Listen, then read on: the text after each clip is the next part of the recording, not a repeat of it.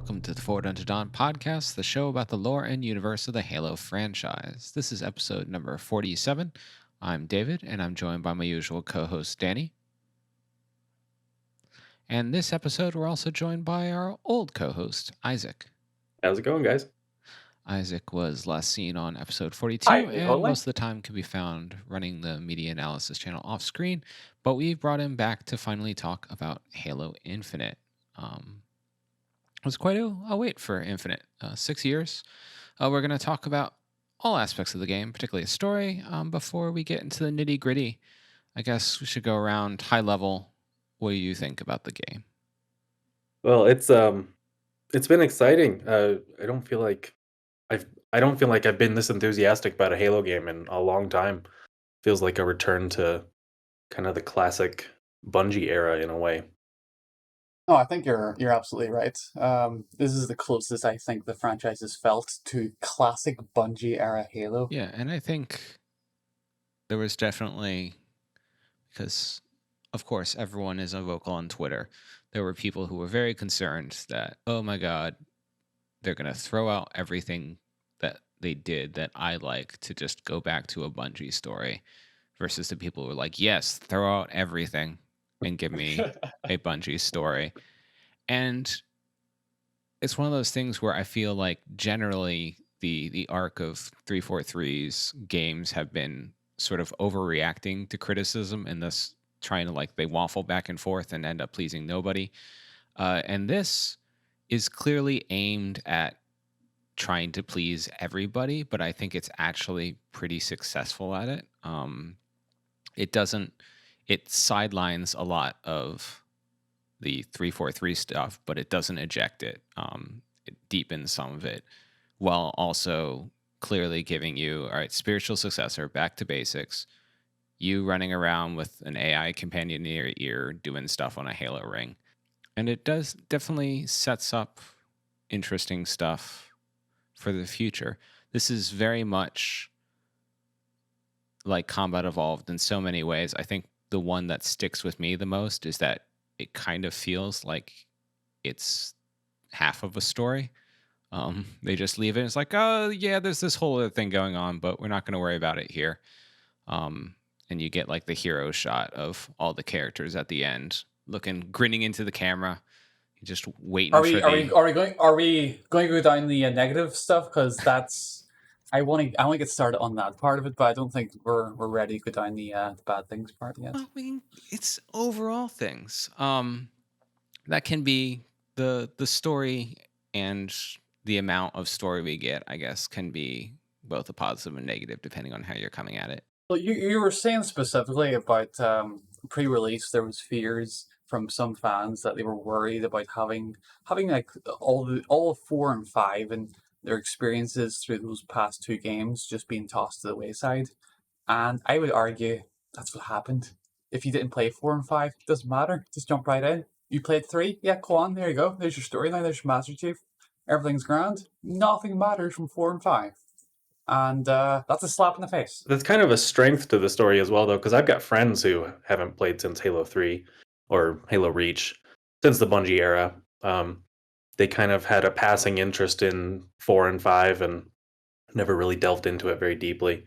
There just wasn't an interest. I don't know if that has to do with the art style or the fact that it's a new studio making games for the first time, but I've got friends who've jumped into this experience for the first time since Reach and are just loving it the same way they used to for the old Halo games. Yeah, it's interesting, and I definitely have seen some people.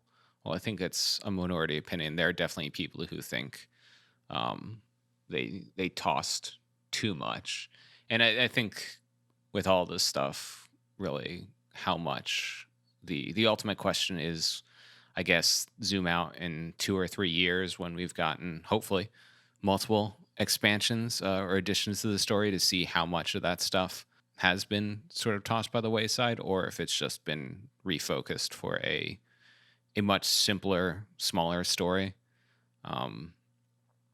That this isn't, and it's interesting. We've gotten, since the games come out, there's been everyone's starting to put their ArtStation portfolios and stuff of what they did, and it's clear that at one point in conception, Halo Infinite was very much going to be Halo 6, and it was going to follow on more directly.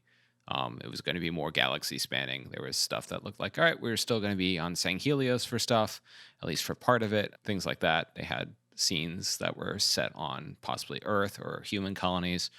And that all obviously through production delays and all that stuff, and just refocusing to be more clearly a spiritual successor to Halo Combat Evolved, that all got shorn away.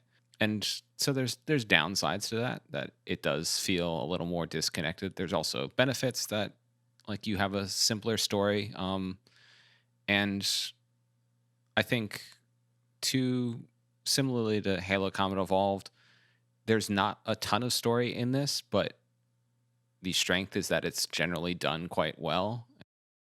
Can I just say that the link to doing it more like Halo CE is very, very disingenuous. Halo CE had a lot of variety compared to Infinite, or any variety compared to Halo Infinite. CE had more in it, more diversity, more environments, more story. It's not like more being CE at all. It's like a single level from CE. That's it. It's not more like a CE experience versus like Halo 2 and 3 at all. It's not a fair comparison. Well, you get the surface of the ring, the Pacific Northwest environments, you get the Forerunner environments, and then you get the banished ships, which show up for those, I guess, just the first level, right? Yeah, and So then they're just sort of Yeah. like technically, sprinkled on. 3 environments.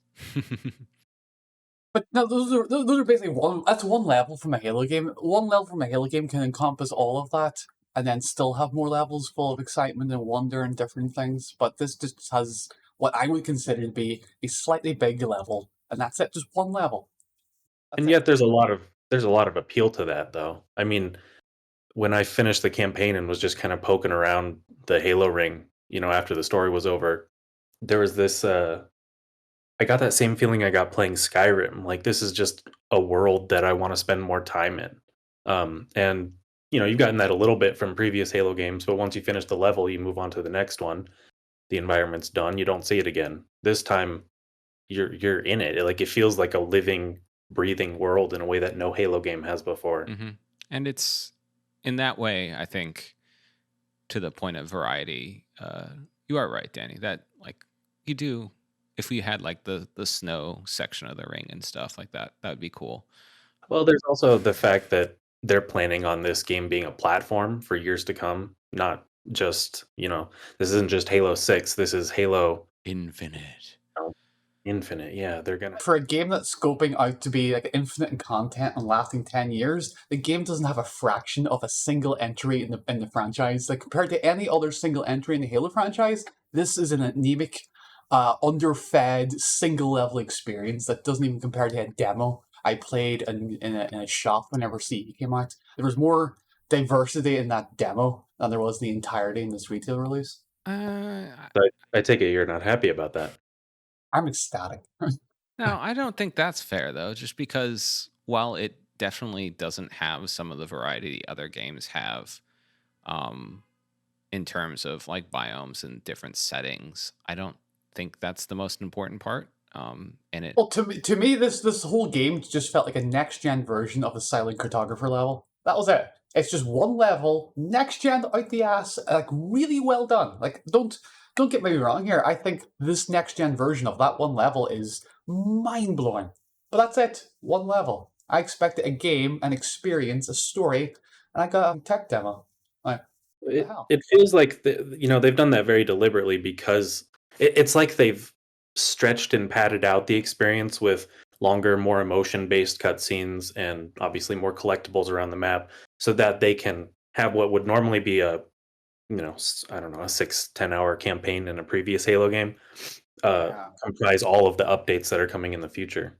and you can definitely, if you just run basically from mission to mission, you can complete this like you can actually basically, if you wanted to, almost entirely play this like a normal Halo campaign.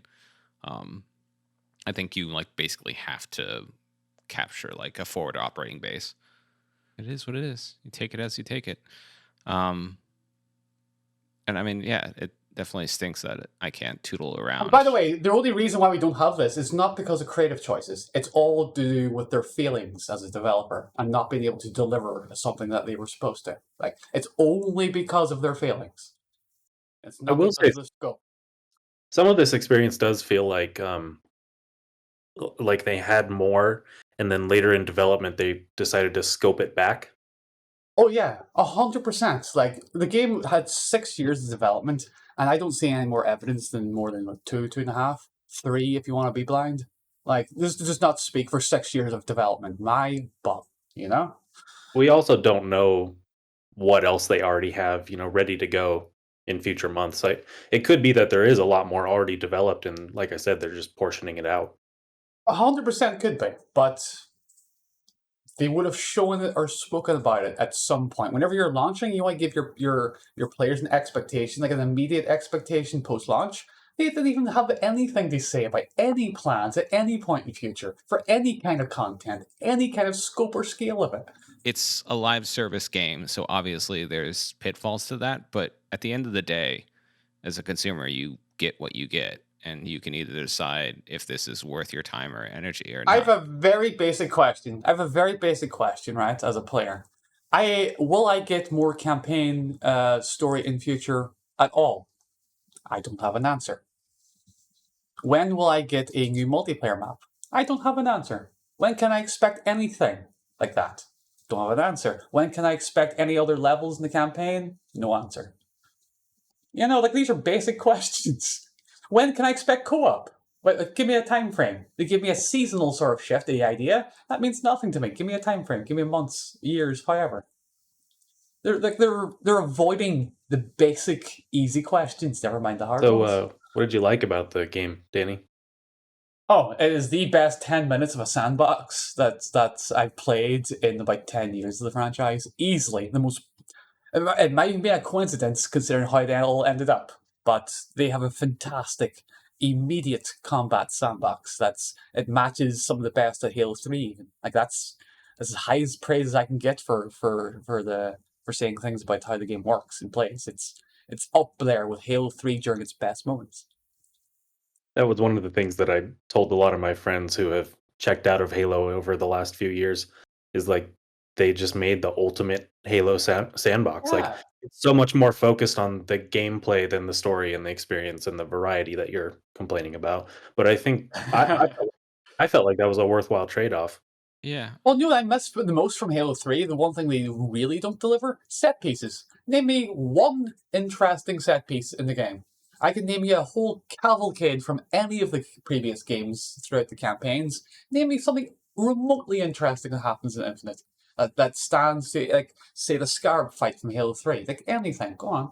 Name me one thing that happens in Infinite that you thought was particularly outstandingly memorable as a set piece. Well, in terms of things that this game absolutely does better than previous Halo games, boss fights are actually fine to good versus terrible to annoying. I really like the boss fights. And I don't I usually hate boss fights in my games. I don't like stuff that reminds me that I'm playing a game, frankly. Well, I like to get question. immersed in another world, and this one, I felt like the characters that you were encountering were so compelling in and of themselves that it was just more Hmm. fun. Well, did you enjoy the Tartarus boss fight in Halo 2? Because that's what it felt like. We just got Tartarus times 5. I don't think so because Tartarus, like even in some ways, the final boss fight is like Tartarus evolved, except now we come up with like a story reason for why you can't take down his shields. That like instead of random reason, it's a random reason, but it impacts a character that the pilot, so you care about that. And so it still has like the phases of a classic video game boss fight, but unlike Tartarus, you aren't just running around waiting for the AI to tell you, "Oh wait, now it's Yeah, fine." but surely the actual mechanics of the boss encounters can have a little bit of a change up since Halo 2. Like, come on. Well, I think it is. It does because that's the advantage of Infinite is that it gives you such a sandbox to mess around with. Like I throughout most of the game, um I just ran around like Spider Chief with a grappling hook, and that was fun. You just grapple up to things. Like you can, when you're running around in the overworld, if you can see it, you can probably just grapple yourself up. You might have to like grapple and fall and grapple and fall and keep doing that, but you can climb up sheer cliffs that way.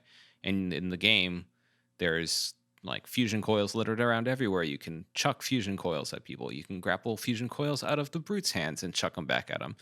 Can I point out that the grapple hook mechanic is so well implemented and so fun, it actually makes every other mechanic that you're supposed to slot in to replace the grapple hook to be irrelevant. I don't care about anything that's not grapple hook. That is the thing, as I found out like through some of the boss things, like the grapple hook is great, but it's not necessarily always the best weapon. And doing like my legendary run through, it's like, oh, the drop shields, I now see your value, because there's some places where it's so much easier to take down an enemy if you have this. Can I this see open can cover. I see the value of that content if I don't play the hardest game mode, please? No, Or is that it's still only for around people there. who And really appreciate the game and not really enjoy the content because I'm not hardcore enough? that's another place where I feel like this game I like more than the others, in that, especially with Reach, I think was sort of the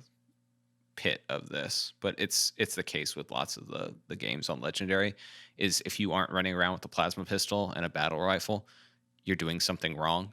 Like at Legendary or harder, it's insane to do anything else, whereas this, I felt like I had more options. See, I haven't played Legendary that much, so I'm actually very interested in how the experience differs up from past Halos. So that's Yeah, so it's, interesting. although I do feel the plasma pistol, I feel like now is the weakest weapon in the sandbox, the only one. Like I'm like, all right, there's no point to this. But for the most part, the sandbox is varied enough, because they pared back. I know people were upset about like not having brute shots and spikers and stuff, but what's there, I think, slots into a simple roll. The same rules, Yeah, that and it's makes like sense. even having, because the Banished are a different faction from the Covenant, the Banished run around with human weapons sometimes, and it makes total sense. And that means that you've got more ammo, you know exactly what you're facing. There's less weapons that are exactly the same except differently colored. And so, like what I was saying with I definitely agree with you in terms of the grapple hook is so useful that just based on if you have a standard controller, just because it takes 2 button presses on the D-pad or whatever, or a couple button presses on your keyboard to get to the other ones, you're less likely to use that. I think in the future, if you just made all the other equipment its own thing and the grapple hook was always equipped, that would probably be more effective. But it's definitely, once you use the other things, I think you find their value. You just have to get into the practice of actually using them, because it's so much fun being Spider Chief. That's the problem. It's not as much fun to just thrust around, but Can I say one thing that makes that grapple hook really special is that Halo has a habit historically of taking a mechanic that other games have and just refining it and just making it make more sense in Halo's context. And I think the grapple hook is such a good borrowed mechanic that obviously they didn't innovate by throwing an effect in grapple hook, but the difference that their implementation it makes, like the implementation in the game, just feels so natural and rewarding. It just feels like that is how it should have been. You know what I mean? It's very rare for them to nail something that well, but at the expense of, I think, pretty much anything that isn't a grapple hook. It just doesn't have the impact or memorability of it. Never mind usability of it. yeah. Well, and I think actually that ties into something else I really noticed about the campaign. Like the grapple hook makes no sense. And at one point, I had a grunt who I grappled onto exclaim like, how this makes no sense, because the grunt is 5 feet and tiny and I am a 2-ton thing, and somehow I am the one being dragged to it. But it's more fun that way.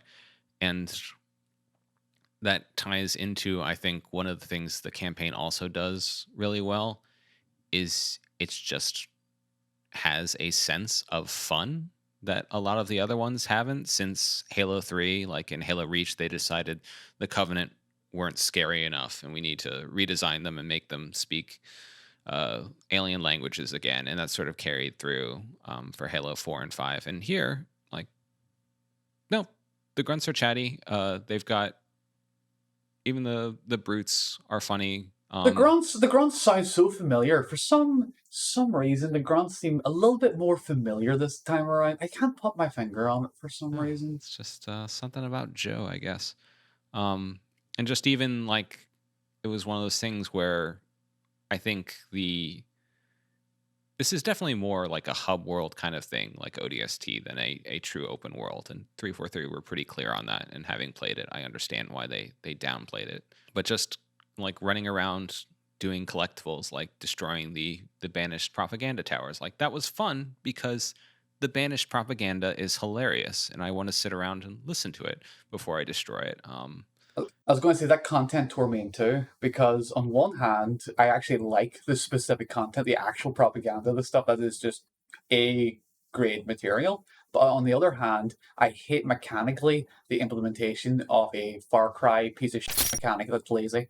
And it was very, very just thrown in there because it's lazy design just populates a map of crap. I hate it mechanically. I don't think it's fair to call it lazy design, because if you look at the trends of like every single game company these days, everybody is kind of unifying their game design principles. The open world game design principles, yes, that's what I'm saying. It just felt like it was a Me Too inclusion. It's like, well, we have to put this feature in because people expect it. Let's just do our good spin on it. So I'll say their spin on it is amazing, like quality material. I just don't like that it's just they didn't do anything extra interesting mechanically with it. If that makes sense. Yeah, I mean, I think the reason so many people are latching on to these design principles is that they're really good for telling story, and they're very grounded in the world of the game. I mean, you used to have stuff in old games where the story felt like it was kind of separate and tacked on, and now it feels like in every open world game that I play, it emerges organically out of the space that you're in. And I think that's one Yeah. of the benefits that gaming has over other mediums. So I think it's cool to see developers leaning into that and utilizing it better. And the fact that Halo has kind of observed and followed those trends, I could see how you'd interpret it as a I want to do that too sort of vibe, but I think it's opening up so much more interesting storytelling going forward if they use it right. And we still have to see if they will. Oh yeah, absolutely. I'm all for it. Yeah. I think actually that was one of my. I think the open world stuff worked for me in that it wasn't too huge. Didn't feel super empty. It was fun to travel around, and there weren't like too many. I think especially The Witcher was a game that I overall enjoyed it, but you go into this giant map and then they just hit you with icons. And you're like, oh my Which one? god, there's 1, 2, or 3. They're quite the different. three, I've the only played third, the first two. the third one. There's just so many icons, and I definitely think like Assassin's Creed games or Ubisoft games can run into this even more. Yeah, But it's just it yeah. becomes like, there's so much cool stuff to see, but there's all this crap I have to do. And for the most part, I think Infinite avoids that. Those games feel overwhelming because not only do you open a map and the map is populated as far as the eyeball can see, but it also has a lot of like story content. Like Halo Infinite does not have the multitude of story campaign content to go along with all the side dressing. So if they put more side dressing in, it would just overemphasize the lack of main story, I think. So I think they play a balancing act, and it actually hit right. I think for what they have in game, it seems to be about right. They balance it. Well, it's also interesting because it's the only game with an open world component I've ever played where the characters like chastise you for not playing the story. Like if you finish up the mission after a while, like Cortana or the pilot will like, hey, we should really like continue this plot point.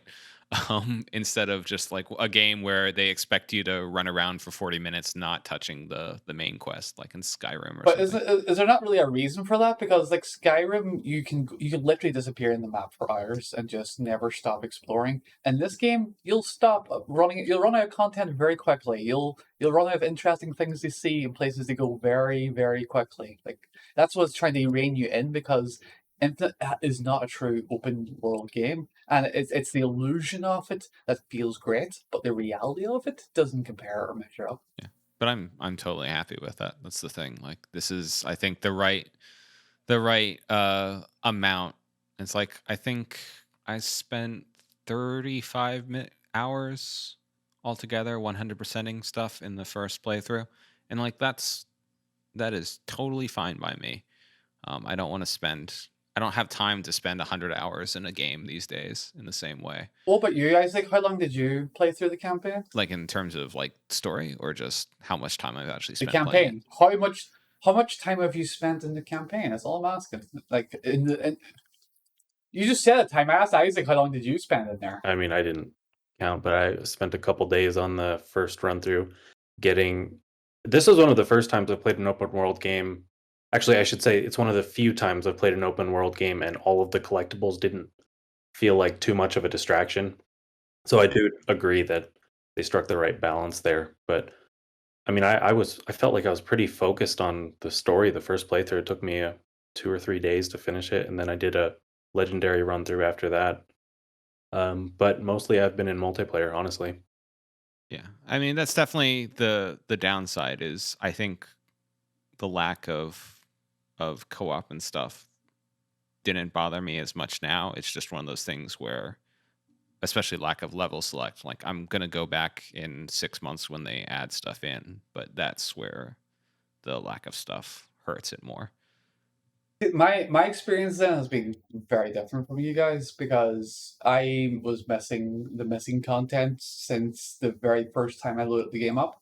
I wanted initially to do a co-op playthrough. I realized that split screen doesn't always work out, but I thought at least a co-op thing that was taken away from me at the start. And then I wanted to take my time and go through the levels because I want to appreciate the smaller details. And then I quickly realized that I have no ability to go back and revisit any levels. Anything I miss, I missed it.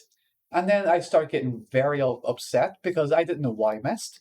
When I first played through the game, I wasn't looking at spoilers on the internet. I wasn't talking to online communities. I just kind of blocked myself up from the world and was spending time on Zeta Halo. Like I was fully immersed in it.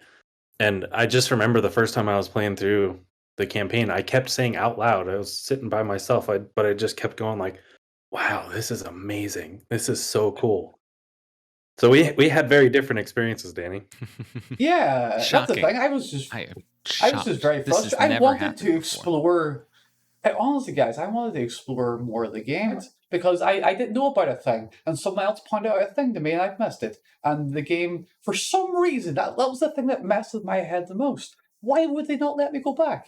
Every other Halo game lets you curate the content after you've beaten it. You could go back and take things at your own time. The game took that option from us.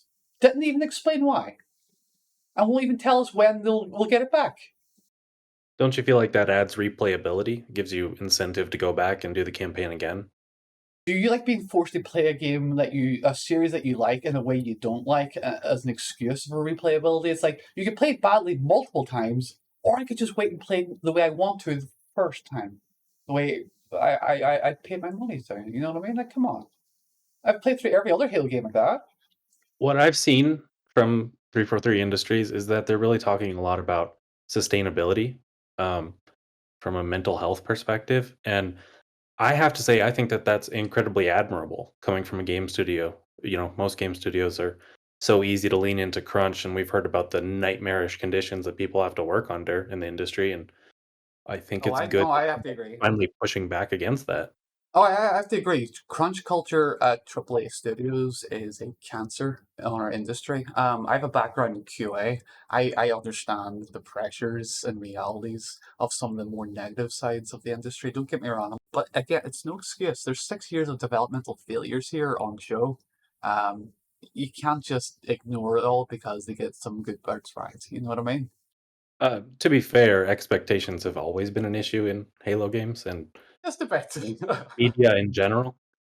um, I, 100%. Yeah. Yeah, it sounds like the issue is not really the game, but the expectations versus the reality. 100%. But it's also on them to set and calibrate our expectations accordingly. And if our expectations are out of whack, it's not our fault. I just think it's unfortunate that you had such a negative experience because I was honestly just so blown away by um, I don't know the immersion that I was getting with the experience, and it sounds like I don't know maybe trying to run through and do 100% of the collectibles on your first playthrough might have soured it a little bit.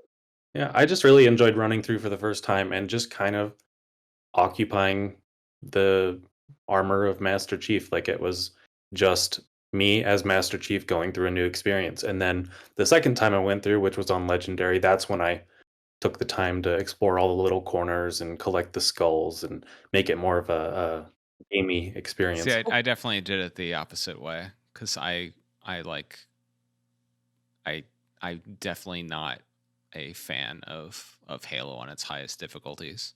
Like, even though this one does it a lot better, I think it's just not as fun an experience.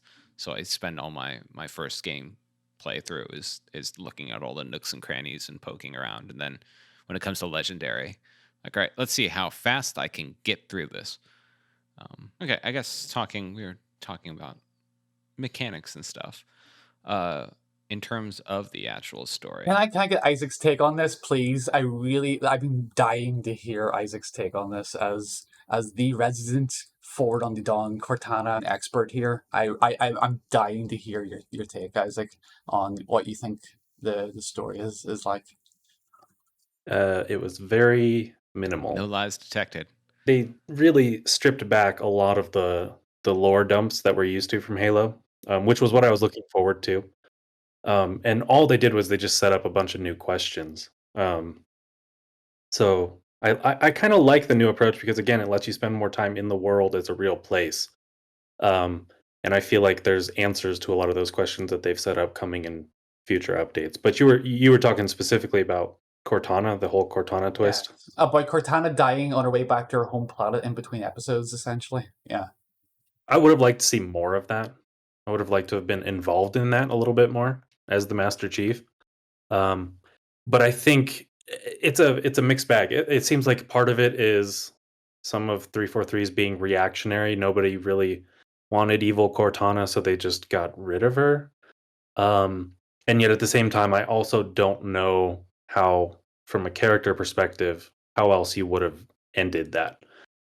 Personally, I really like the whole created conflict arc, and I'm holding on to the hope that it's not over with Over? already. Yeah. Yeah. Yeah, I mean, hopefully there's like we'll just have some AIs running around doing their own thing in the background, even if Cortana's gone. As a new faction, as an ever-present faction going forward, that would be the better outcome. yeah. I mean, I really don't know how they were gonna change gameplay in light of the created conflict. I think that would have been a mess if they had tried to do that.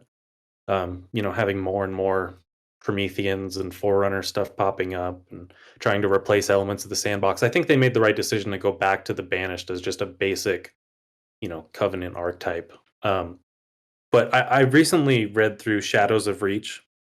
I didn't read that when it came out. Um, and I'm trying to kind of pick up on all the recurring threads throughout the created conflict because I guess just to give a little bit of perspective here, I recently posted on HBO, which, yes, there are conversations happening on halo.bungie.org again. And it seems to me, I'll just repeat myself here for those who have already participated in that conversation there, but it seems to me that the whole Mjolnir systems that they come up with, Gen 1, Gen 2, Gen 3, are sort of an in universe explanation for their different approaches to storytelling and art direction. So Gen 1 is Bungie era, Gen 2 is the Kenneth Scott reimagined art style, and then Gen 3 would be the return to the roots, um, which maps up onto Covenant War, post war universe where everything's in chaos, and then the created conflict. So I really do look at those three things, Gen 1, Gen 2, Gen 3, as the three arcs of the Halo story. So Covenant War, post-war chaos, and now the created conflict.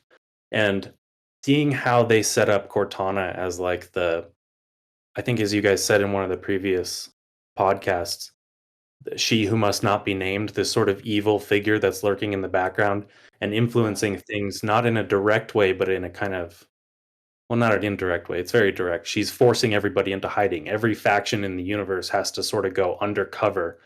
And all of the conflicts that we see are not a result of direct conflict with the created, but trying not to be in conflict with the created because everybody knows they'd lose. Yeah, so you constantly feel their presence even though they're not there visibly and interacting with you every turn. That makes total sense. I think it's a really interesting way to, a really interesting direction to take the story because Halo usually is about just there's the bad guy, go stop him, and do it. The fact that they're, it's kind of subtle, but they're doing something different, and I really do hope that they continue with the created conflict as the next story arc, and just let it be in the background, let it play out as sort of a meta story that's layered on top of all the smaller conflicts that we're engaged in with the Banished. But I have to say, like you know, at this point, considering what Infinite sets up story wise with another faction, they're probably going to lean into the new name faction rather than a past name faction at this point. Well, I think it's unclear. I think the problem the created have fundamentally from a game design standpoint is robots are not as fun to fight as organic things. Yeah, 100%. Yeah, that was the biggest complaint from 4 and 5 was just shooting robots in general. And so I'm hopeful that, like you're saying, that it comes back not only because it's interesting to have it still be a background thing and have multiple plates spinning at once, but also that no matter how fun the Covenant or the Banished are, I think always more fun. The moments I love the most in all the Halo games are when you are in the middle of two factions fighting and you get to decide who you're going to take out first or if you're going to let them sit back. And like those multi-unit factions between the Flood and the Covenant and the Forerunners and stuff. Like no game since Halo CE has done that as well, but I think that's still a very rich well to draw from. So hopefully, like, yeah, we'll see the endless fighting the Banished versus etc. Like that would be an interesting way of bringing some of that back. And if the created are just kind of hanging out in the background doing sneaky things, that's a way of doing it. Sort of like, I don't know. So have you? I guess you haven't read any of the stuff with Intrepid Eye, Isaac? I read what was it? Not Hunters in the Dark. Last Light. Last Light, Blue Team in the Caves.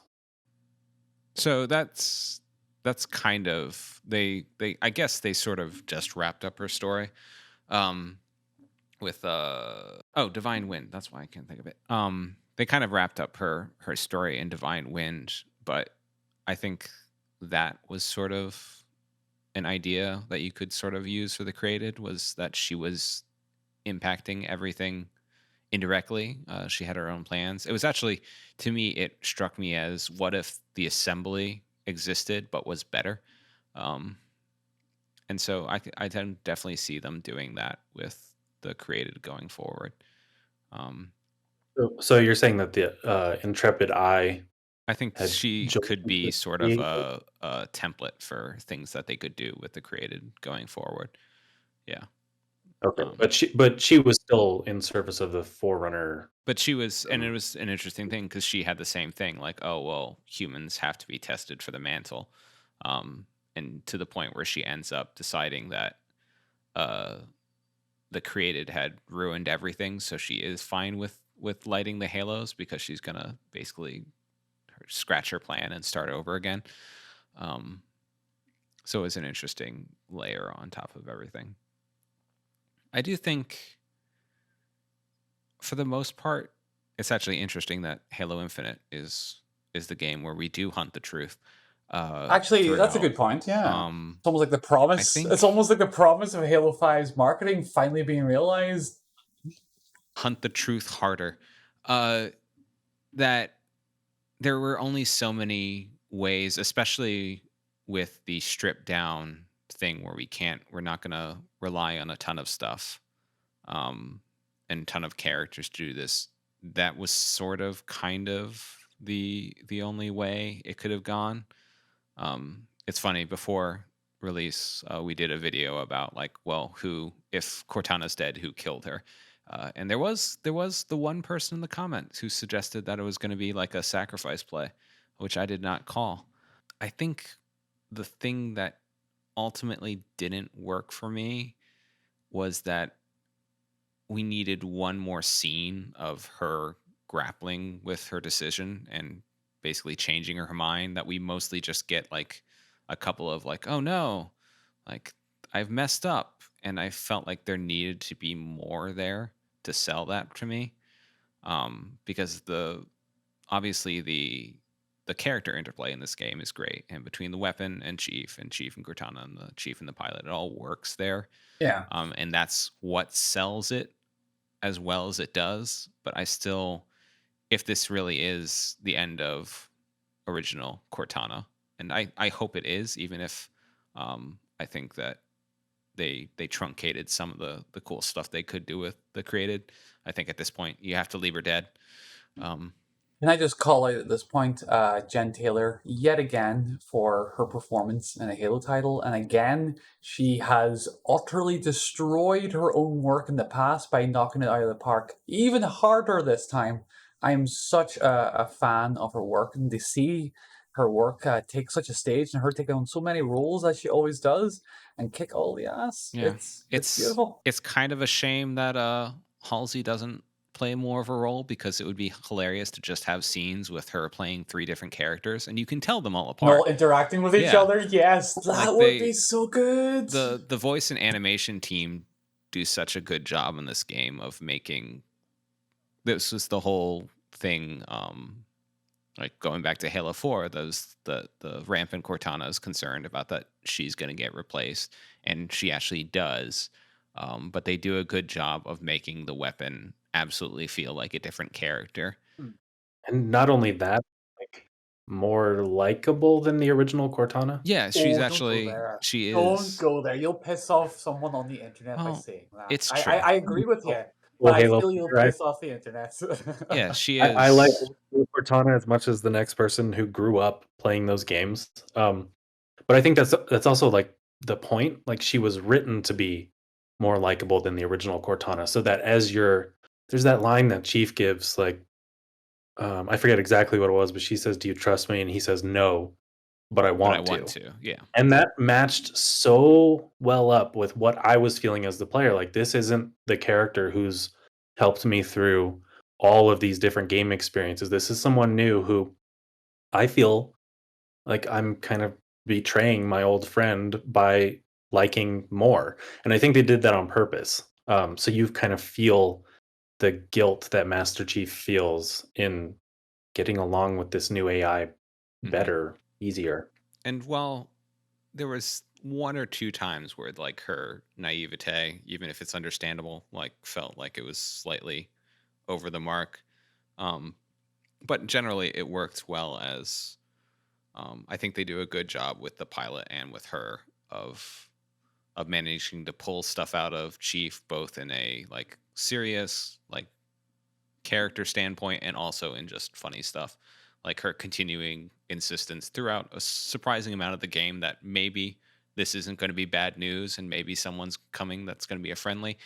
And, like, no, you clearly have not played all the other Halo games. We know how this goes, and the Master Chief has seen it all, and he knows better. And yeah, that definitely, maybe the original Cortana was something like this when she was initially activated, before she knew everything, because we only meet her a couple years into it. But she is, I think, likable is definitely a good descriptor for it. Even before Cortana went on her dastardly plans, she's much more. I guess the most sardonic AI is probably Serena from Halo Wars, but Cortana was definitely along that scale, and the weapon resets it. Yeah. Well, Serena was also modeled off of Cortana to a certain degree. Yeah. So, Uh, but while we're talking about characters, I'm curious what you guys thought of the characterization of the chief. I liked it. I think it's one of those things where he now can speak in campaign, which is great because now he has an actual personality that comes through it most time. I don't know. It's one of those things where, like, that's something fans have always complained about way back, complaining about the Flood versus the Fall of Reach and how Dietz and Nyland characterized him. I think he is definitely reset back more to his Halo, um, the Combat Evolved version, with a little more, with a touch of Reclaimer Saga uh, pathos added to it, because he does, like in the original game, uh, he is, you see him like he's very like he cares about the Marines. He's strong and silent, but he also is quippy and all that stuff. And I think they definitely deliberately dialed him back to that. Whereas in the later games, especially with Bungie, they had sort of shut him down, and he was more Cypher. And then in Halo 4, most of everything was just reacting to Cortana. And I think Halo 5 especially lost a chance to do stuff with him, and show a different side of him with Blue Team. They just decided not to go there. So I think for the most part, I liked his interplay. And we do see something different of him, I guess, with the pilot, because clearly the pilot is like a normal human being thrown into a Halo game. He's freaking out, man. And while early on I found it a little grating, I think he just complained a little too much, even if it's totally understandable. The moment where they have the heart to heart and he admits that he ran away from the fight and he failed and he's not sure what to do, and Chief relates his own failures, uh, that sold it. And that also felt like a side of Chief we don't get to see with the usual bounds of him talking with an AI or just taking orders. It really feels like it was building off of some of his characterization from 4 and 5, where he's kind of thematically, trying to decide if he's human or machine, Yeah. person or soldier. Well, and that's And definitely, it seems like he's made his choice by this point. yeah, and I think that's definitely in terms of, I think with the Foreigner stuff, there's a lot of thematic links to Halo 4 and 5. And also in terms of revisiting the question of man versus machine from Halo 4. That's definitely another theme that's heavily picked up from the Reclaimer saga. Even if the everything else is not as much focused on Halo 4 and 5, that stuff definitely comes through. Yeah, they kept the right elements, I felt. Mm-hmm. Yeah. What did you think, Dan? I definitely feel like there's a lot of elements they could have thrown at the wayside. But I think returning the overall appeal back onto the older games and doing that was probably in the game's best interest for success, because and I think it ties in with what they've done in the past couple of years, getting that game, and because we know we know the development wasn't stable. 6 years can't give it away, but whatever they've done to bring that experience back to appeal to people, that wanted a certain visual identity, that wanted certain things. Like, I think they narrowed what it was going to be in order to hit that note, and I think they somehow, despite themselves, still hit it. Does that make sense? Yeah, no, I'd agree. It's weird because during that first playthrough, when I was really just trying to be in the character of Master Chief, I felt the legacy of everything that had come before, story wise, from Bungie to Eric Nyland. It was all present in this experience in a subtle way, not in a way that like requires you to know about it, but just I don't know. So I spend a lot of time on YouTube, and there's a lot of videos in the Halo arena that they all have the same title. It's Master Chief from the books in the games or something like that. It's always people performing crazy Spartan tricks within the sandbox, and yet this is the first time playing a campaign where I really felt like the character of Master Chief within the game was the exact same character that I had read in Eric Nyland's original Fall of Reach. So ironically enough, this is Master Chief from the books, but it's not him performing some crazy Spartan feat. It's him just having the exact same emotional resonance that the character did in the books. It was really cool. And then you get that moment when he's about to deactivate the weapon where he gives his passcodes, Oh yeah. 3 in order. First is red flag, which is of course when he first met Cortana, the operation where he was assigned Cortana, and then 034, which like that got me. Just having recently reread Fall of Reach, I recognized that number. And then the third one, he gives Samuel's name, Samuel being, of course, the first Spartan to be killed in action. Yeah, So someone like needs those to little tell Master Chief, like, those are bad security questions. Anyone's going to be able to look those up. right. But in terms of like just hitting that emotional note, it was so perfect. Like that simple moment was so rewarding to me as a Halo fan who's followed the franchise for the last 20 years. Well, and that whole setup, I think I really liked is because you start out with the weapon trusting Chief entirely, and he's actually holding stuff back, and it's basically on screen text in the interface that lets you know he's holding stuff back, and then it turns out like, yeah, he tries to delete her, it doesn't work, and she has changed that much by the point where she started out and like, well, I didn't get deleted, this is bad, and like has a terrible moment of bonding with Brohammer where she's like, well, I could be deleted any day, like what's so bad about that, to the point where she's super upset that Chief now is willing to kill her to complete the mission. And then you get the like mission and a half of salty weapon complaining about things, and it's just fun. It's a different dynamic, and just the three having another character on the radio with the weapon and the pilot actually just adds a lot. It's a really simple thing, but in terms of bringing out more character and making it more interesting, it really helps, as opposed to just having the AI or Hood or Miranda keys on the horn just telling you where to go constantly. I am curious. So like those are the three main characters, but I am curious thoughts on, I guess, the banished side of things and all the minor characters who pop up. Because Atriox gets sidelined almost immediately, and we spend most of the time with Asharam.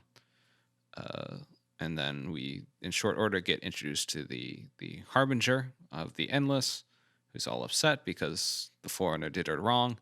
And then we've got, along the way to Asharam, we've got a bunch of basically the bosses. We get the Spartan Killers, we get Django Radaamnai, his right-hand man, etc., who we all sort of chew our way through over the course of the plot until we get to Asharam. I kind of felt that some of the Spartan killers and whatever else were particularly undercooked. They're just like, oh, it's a thing here, and he's dead. Next one. It felt like it didn't really feel like presences really outside of their initial encounters. Like it was just, here's the thing now, and then it's completely forgotten about and irrelevant, gone. Kind of. Yeah, they almost weren't characters. Like Yeah. if you look at their art direction, there's some really cool, costume design and Oh hell characterization. yes, yes, definitely in the designs. Yeah, Yeah, for and sure. then you never notice that when you're playing the game. Yeah, to me I mean, they felt like it felt like the final part of the arc in Halo 3 where you sort of chase down this chieftain. At the end he challenges you, and we yeah, gave, what if that chieftain had a name, and that's about as much as you get with them. the whole thing. Yeah, so it's nice, and like there's slightly more shading, but it very much, I mean, the focus isn't trying to be on them, but there's also not much there beyond that. I feel I have had more emotional connections to random PvP opponents than those guys, unfortunately. Yeah, I mean they really just end up being tougher, regular cannon fodder that we're fighting. I mean, you spend more time looking at their health bar than at their character design. Yeah, and in that way, they feel like you just took the high value targets from the overworld and just stuck them in the story based campaign, because that's about as much as they've got going on them. Were these characters the replacements for like bosses and like proper big set piece bosses and events? Like that's what it felt like to me. It's like, well, we can't really afford to do it proper, so let's just model some backstory text. There we go, done. Instead of having like a scarab battle or something, or some meaningful, deep, awesome thing. It was just, we'll close the doors, lock you in there, you fight, and well, you fight. You keep shooting at this enemy the way you shot at every other enemy, and this one takes longer to kill. It counts, right? Yeah, I think 3 has a different design philosophy too. They tend to be a little bit more gamey in their design. Mm-hmm. Oh, actually, you guys play Destiny. You know how the bosses, entities are handled in that game? I feel like they could learn something from that kind of approach. But I just felt like there's a lot. Yeah, it felt more like 90s video game bosses rather than 2020 sort of stuff. You know what I mean? Does that make sense? Mm-hmm. Yeah, I feel like the bosses that are scattered throughout the world, or the high value targets, could have used a little, like, even if like when you walk up to them, the camera snaps out and pans over to them, and they get a little quick cutscene introduction. That You would have want given like them a Borderlands 3 character introduction, just with yeah, like a just smash cut. something that lets us see their design, see their character, and then go and shoot them a bunch. Yeah. Yeah. It's also it's a minor thing, but it's weird to me that they don't tell you what the weapon variants you get do. You just kind of have to, like, some of them are clear from their names, but some of them you just have to futz around Excuse with and me, find out. you should automatically know what a red sword does that a blue one doesn't. You should just know that. I mean, it's cooler. I know that. Apparently, I was something that came up. Someone was talking about. I was looking at a thing on Reddit or whatever. They're talking about legendary bosses, and someone was saying, "Oh, well, you should take the Sentinel Beam variant in because it's really good at all the bosses." I'm like, I don't know, what does the Sentinel Beam variant do?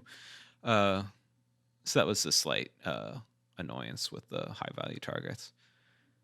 Actually, you just reminded me of a big criticism of the game. It's not about the quality of the sandbox, it's about how it's presented to the player. And it's consistent throughout multiplayer, campaign, and the entire experience. And once I realized this, I just couldn't believe it. So you know how the vehicles, the weapons, all of that is introduced in the campaign, and there's a lot of customization. There's a lot more to it this time around than ever before. What I personally don't understand, and why they've taken half. Well, it's actually more than half, because the only part of the sandbox that you have access to constantly through all modes of the game is the human stuff. There's literally no access for you to say get you customize and get all these variants of all these other weapons that you can take across all these different modes and customize yourself with. Anything that's not human is just ignored.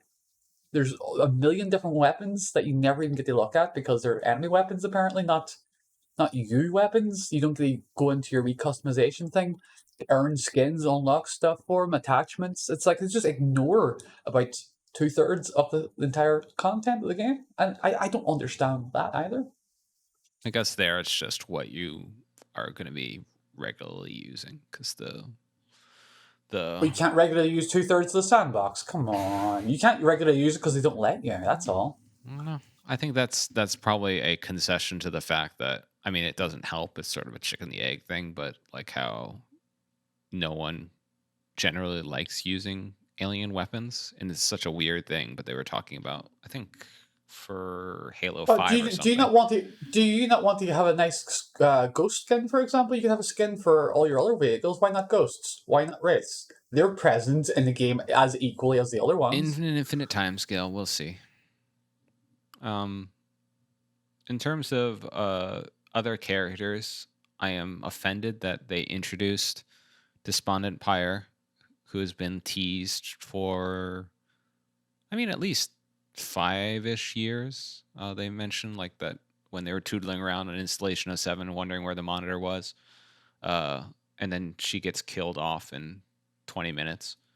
and then gets replaced by I don't even remember his name, but I thought that especially with the redesign of the monitor casing, which I personally did not like, they sort of made like a Wheatley from Portal 2 character out of the second monitor that pops up.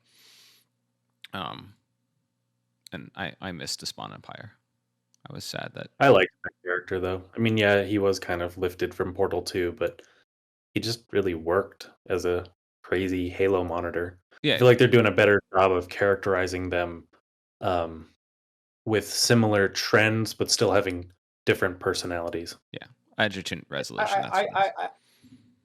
I, I haven't encountered a monitor type personality in these games I haven't liked yet. You know what I mean? I think they've done a decent good job. I've no complaints about that. I think it's also kind of interesting that they for a third time redesigned the monitors in a game when their focus was specifically going back to the classic art style. Yeah, I didn't really So get that I, either. I Yeah. think it was an interesting choice, but I think to me it communicated that there are just a lot of different types of monitors out there, and we'll see as much variety across them as we do across the Sentinels. Well, what was interesting Yeah. was that so they're totally changed, but the thing they made sure to copy exactly was the like, I guess, I don't know, like CPU or whatever of the monitor, which has been, you saw it in Halo 4 in like the station like lockdown along with the index and stuff. And that was the same. You see like it ripped out of the monitor when the Harbinger is going through it. So that's the exact same, even though the outside is totally different, which is kind of random but interesting. Oh, sorry, encephalon. That's what it is. That's what it's called. Their little Encephalon? CPU. It's their CPU thing, like their little weird internal thing. Yeah. They gave it a name. Yeah, apparently. Halopedia gave it a name. I don't know if it actually has that name because it's Halopedia. I don't trust what's on there. I did notice that too, though, because I recently picked up that what is it, Warfleet or whatever the ship Yeah, the book is cross with the cross sections. Yeah, section. Warfleet. Yeah, and they had that monitor one right up front. And then the Harbinger I thought was interesting, but considering we don't go anywhere with her, I mean, she serves her purpose, but she's mostly there to just be mysterious. Yeah, you know they're going to answer that more in future updates, but like what I want to know is they keep on dropping all these hints that there's some connection to the precursors. I think there was one of the audio logs. The Harbinger says at the very end of the audio log, "I shall talk and you shall listen," which of course is a Gravemind quote. So what's the connection there? What's going on? Yeah, if they were like the Endless were another creation of the precursors or something, we don't really know. I understand what they were trying to do with it, but there's a billion ways they could have done it slightly better. You know what I mean? It just felt like not only did they not want you to think about what they were trying to move away from, I thought they were willing to throw some new dangly thing in front of you to distract you. And I don't feel the dangly new thing has as much as an appeal as finding out what the happened. That they really do not want you to know about all the Cortana stuff. Like they're so desperate to move past that stuff that they just want something to keep you going forward. And instead of dealing with all this interesting state of stuff, you're like, oh, look, new people, you. It's like, come on, you're better than this. Yeah, I agree. It could have been handled better. It was also interesting that when was the last time we had a new alien species I feel like introduced? the last race is the Yonet from Nightfall. So it's been Yeah, which again was not very deliberately structured in its introduction. I think the last one was like the drones in Halo 2. Might have been, Probably. actually. Yeah. Yeah, and so I like them in terms of like their weird little squiddy thing, which I guess if they're tied to the Lovecraftian precursors, that kind of ties them visually.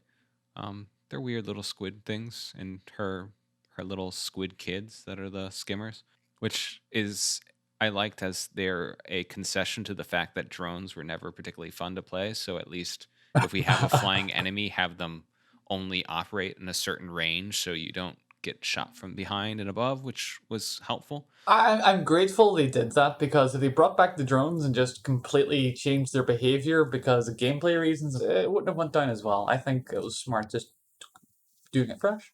I think you could have done an interesting banished twist on the drones to change their gameplay, give them different armor that changes their functionality or something.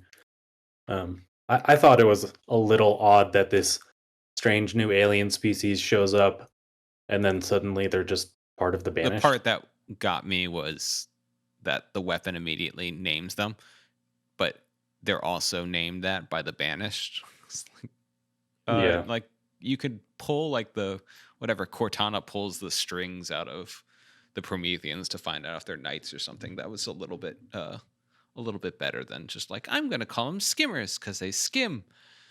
Like, And it relates to their gameplay behavior, coincidentally. Do you get it? Well, Do you get it, Mr. Chief? that's a classic Covenant thing. You got your grunts, your elites and such. Yeah.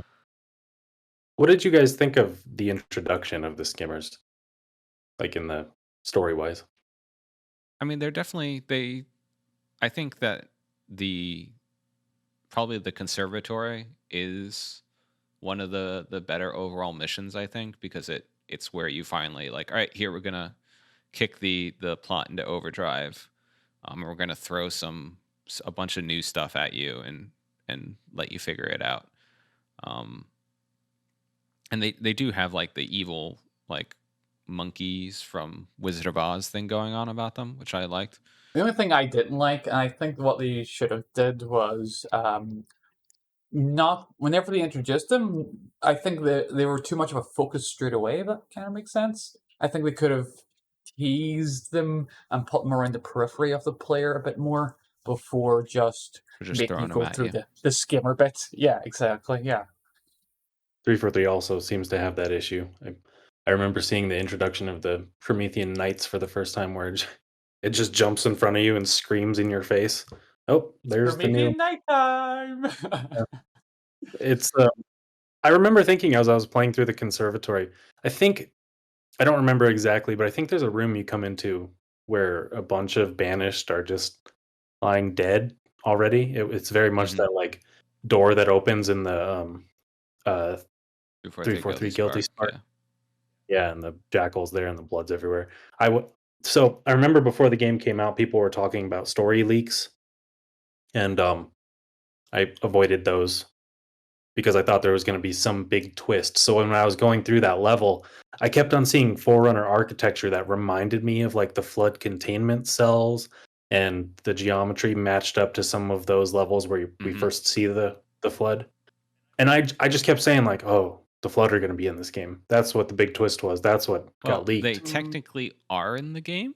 Technically, just stuck in a silex. So You mean they are present in the game? Yeah, they are present in the game. Well, yeah. that's one thing I think that this game does really well is that it took like basically every Foreigner environment and stuck them in a blender and then spat out a really nice version of it. Like that section, the conservatory definitely has sections that remind me of specifically it reminds me of some of the stuff from Assault in the Control Room with the round rooms, and then also the quarantine zone and like the wall in Halo 2 where you've got to jump over these. It doesn't seem like a good environment to walk through because there's all these like things that pop up out of the ground, so you have to like step over them. It seems like a terrible idea, but I'm not a Foreigner interior designer. And then there's early on, I think it's in the mission where you find the weapon. There's a room with jackal snipers and stuff, which is a dead ringer for the jackal snipers underwater room in Regret in Halo 2. Just the overall look of it definitely draws a lot from Halo 3's arc. So I definitely think in terms of bringing back like the classic Foreigner look, they did a great job, and they still had a lot of stuff that reminded me of Halo 4, especially like these long hexagonal rooms that reminded me a lot of Reclaimer. there's a lot of stuff that ties it to all the Forerunner architecture we see.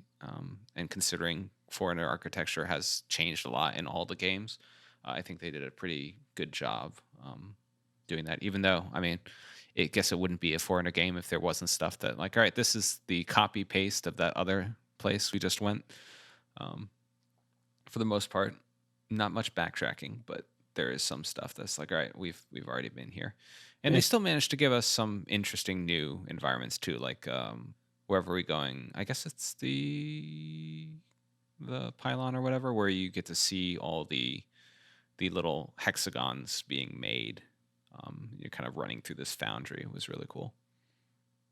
Yeah, I liked seeing some motifs from like Halo 2 pop up in terms of Forerunner architecture. We got the gondola made an appearance, the pistons that you have to jump down. Oh yeah. They actually have you That was unlock one, fun. which is a nice little touch. Yeah, I love that. And then one of the things that really got me thinking about the flood was in Halo 2, I think it's when you're going down one of the elevators, there's those freestanding rectangular boxes. Hmm. And in Halo 2, if you shoot them or break them open, flood spores come out, infection pods. Yeah, and the gas So giant. I kept on seeing those. I kept on seeing those shapes throughout Infinite and just thinking like, oh, these are flood containment pods. I know, you just want the Yeah, flood to that come would. back. I really want them to come back. I did just recently play Halo Wars 2 for the first time, so that Oh well, so there you satisfied a go. You got your flood there. little bit.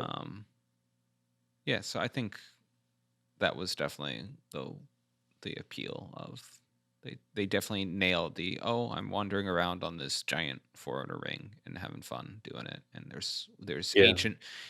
I think actually, in terms of, I felt like the music was actually something of a letdown in context, and that's actually something. Oh, what music? What music? My music stopped a lot throughout the fucking overworld, and I was just like fighting like brutes and stuff and grunts, and I was like, there should be some kind of action music stuff going on. It feels so weird to be just completely Sounds quiet. like a PC thing. But I think actually that's something, especially in retrospect, like that Halo 4 especially did, was it brought back some of that, like, oh, this is Foreigner stuff. It's weird and strange and has this stuff that doesn't sound like things you're used to, that had been missing since Halo 1. And I don't think this quite reached that, even though overall I've been listening to the soundtrack and enjoying it. I don't know, that wasn't quite there for me. I would disagree, actually. Some of those first Forerunner levels, when the music was playing, it just had I had that sort of flashback to walking through Installation 04 in Halo 1. That sort of ominous, ancient, empty, lonely, eerie feel. I got that from this music and those environments in a way that I haven't in I really think any game But since it's also CE. interesting because they definitely, I mean, it's definitely much more on the nose with taking classic Halo themes and reusing them. But I think for the most part, they do a good job with it. A lot of this game, this is kind of like Microsoft's version of like the Star Wars sequels, where it's all built around nostalgia and callbacks to remember the old stuff, the member berries. Yeah. That's got a lot of that from this game, but I really felt like it worked. Well, I think it works because it's going back to old stuff, but it's also still furthering things. It's not just, I mean, if like you had popped up at the end, like the big bad is like, oh, wait, the Covenant have come back yet again, or like somehow, I don't know, the Prophet of Truth returned and he's been building a fleet on the edge of the galaxy or something, then it would have. That might have actually excited me. Holy Prophet coming back fully armed to the teeth for revenge would have been awesome. All right, well, I mean, it's coming because Divine Wind sets that up, so we're gonna get prophets again at some There's point. just so much I wanted to see out of the Halo universe, and this game gave me literally none of it. But You know, again, isn't it nice that we get to have more content to look forward to in the future that's going to switch it up? Yeah, but you could say this game is great because it will have a sequel in the future. It's like, what? Is that how we judge something's good these days? Because it has the potential to get better sequels and extra stuff in the Unfortunately, future? that kind of Really? is because like in the world of everything a franchise, it's like, all right, how much does this set up for the next thing? And that is part of it. Well, I 100% trust Microsoft to do a better job steering the Halo franchise than somehow Disney did with the Star Wars franchise. So, I was burnt with Bungie and Destiny and that mess, and I just see them making the same promises, and no promise of that scale I'm ever going to trust ever again until it's 10 years after the fact and I can look back on it and go, hey, they didn't lie. Well, one of the things that is, I mean, some of Infinite is clearly modeled off of the Destiny formula, and I'm picturing some of the future updates maybe dropping new factions that we get to fight, particularly the Endless. But I'm interested in how that's gonna like affect the sandbox. Like you talk about those three-way battles, are they gonna have Endless popping up in the overworld and changing the way that that whole dynamic works? Like, are we gonna That see would be those three-way awesome. battles Yeah. popping up in the same environments we've been exploring yeah. for the last few months? I think that'd be cool. Well, I think my guess, I guess we can just switch to future things then. My guess is that whatever we get first will be like another section of the ring following, like maybe, I mean, it will depend on what the upcoming novel does, but like for instance, they kill off most of the Spartans except I think Horvath is the one who says he's going up ring to chill out. So I feel like in terms of here's what happened to Lasky or so and so, Halo 5 or 4 characters you knew about, that's probably what we're going to get early on.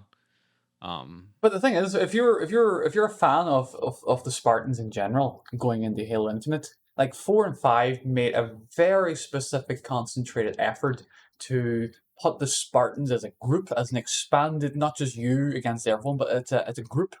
It's a force. It's a brotherhood and bonding. Actually, if you go into the story beats in Infinite, but it's completely absent. You know what I mean? Like you're supposed to be part of this team, this bigger thing of being along with the Spartans, and this game does directly pull from that in order to achieve some of its beats, but it also showcases the complete absence of the USC forces and Spartans as being relevant. You know what I mean? Because they're all back and dead by the time you show up. It's like, oh, you're useless.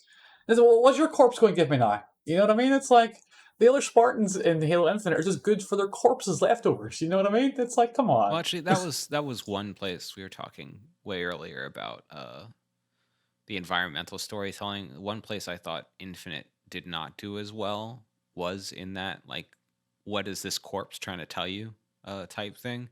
Because I think to me the gold standard for that is Bioshock, where you would come across this tableau and there would be like you loot a corpse and find some audio diary that gives you some explanation of what went down.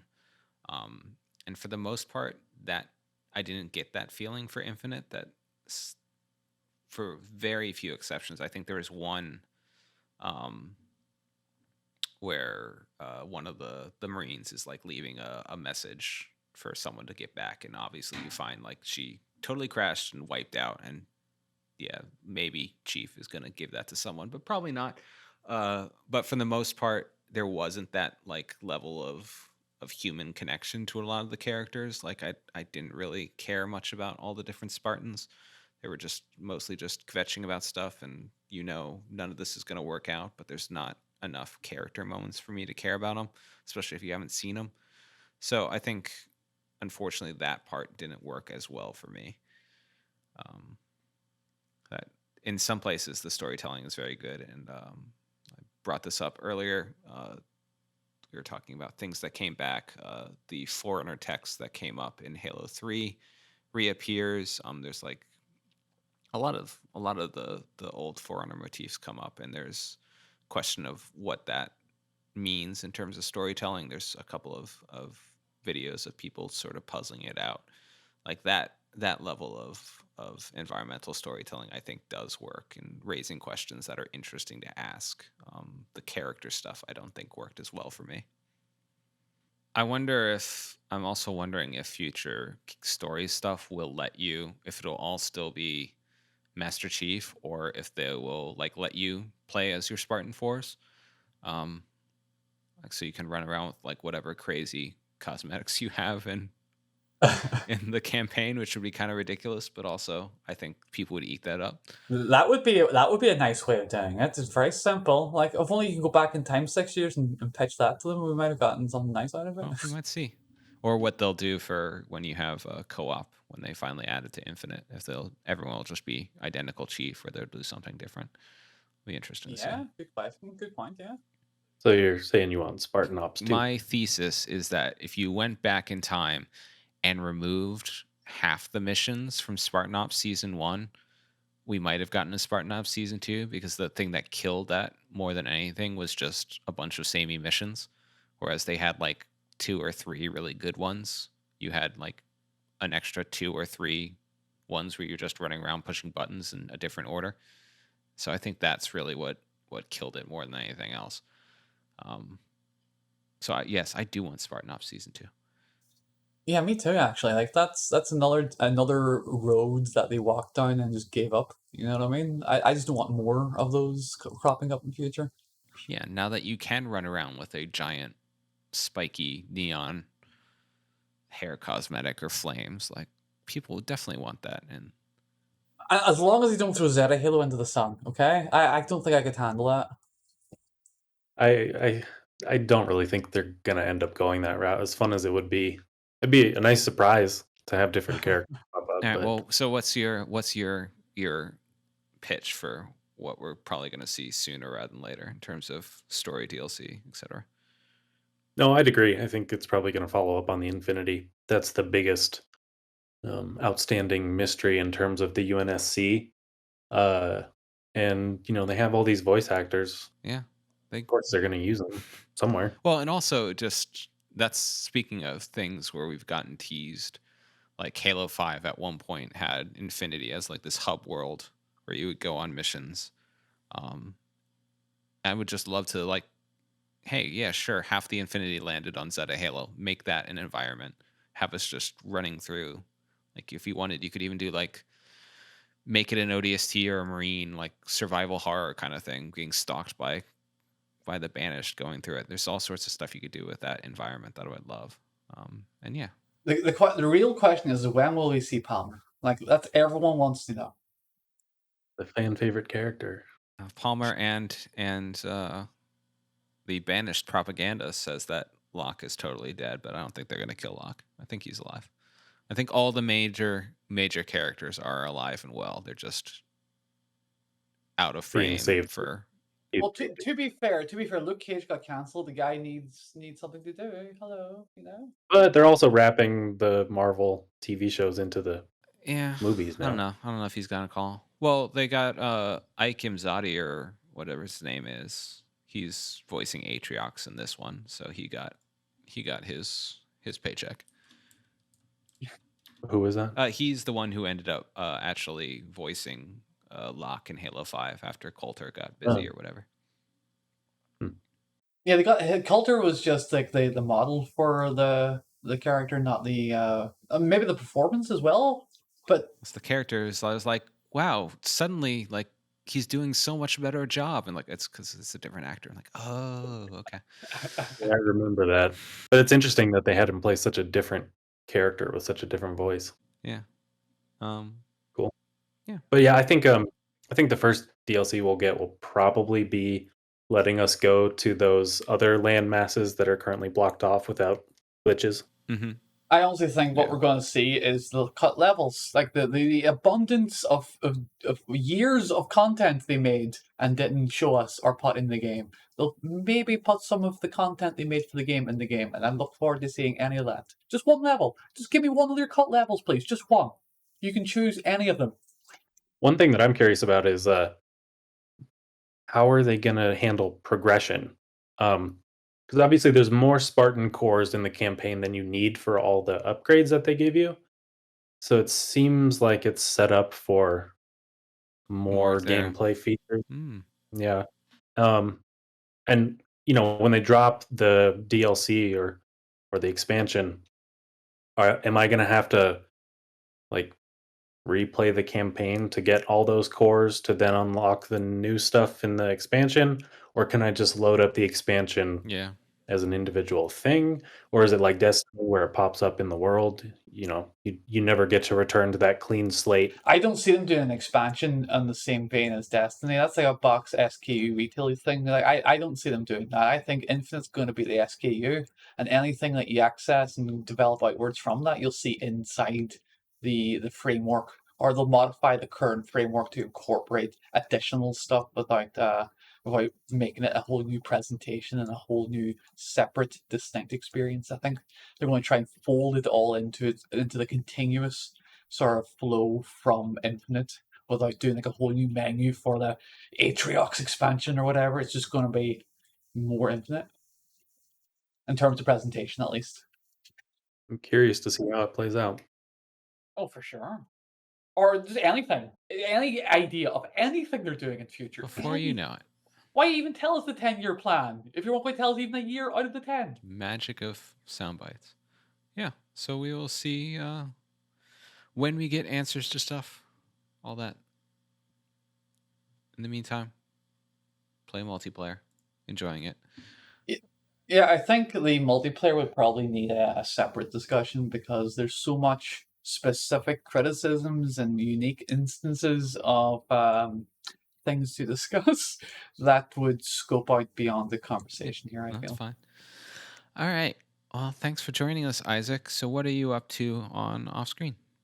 Currently working on just expanding the number of topics that I'm covering over there. So I do video essays, of course, where I'm breaking down Star Wars, Marvel, and gonna hopefully be getting to some Halo content here in the future. So I'm starting to work on scripts for that, and then just doing more hero's journey analysis because those have been really popular. So if anyone hasn't checked those out, the Star Wars one is a good place to start. I put a lot of work into the Dune video, so there's cool stuff to check out. Just go to YouTube and search for Off Screen, 2 words, and then it should be the channel that pops up on top. And I'm sure these guys will include a link I'll somewhere. put links in the show note. Anything we talked about in this episode and articles and more can be found on our website, forwarduntodawn.com. You can subscribe to the podcast via iTunes, Spotify, or Stitcher. Check out our videos on YouTube at youtube.com/forwarduntodawn, or follow us on Twitter for updates to all our content at the handle ForwardDawn. Thanks for listening, and see you next time.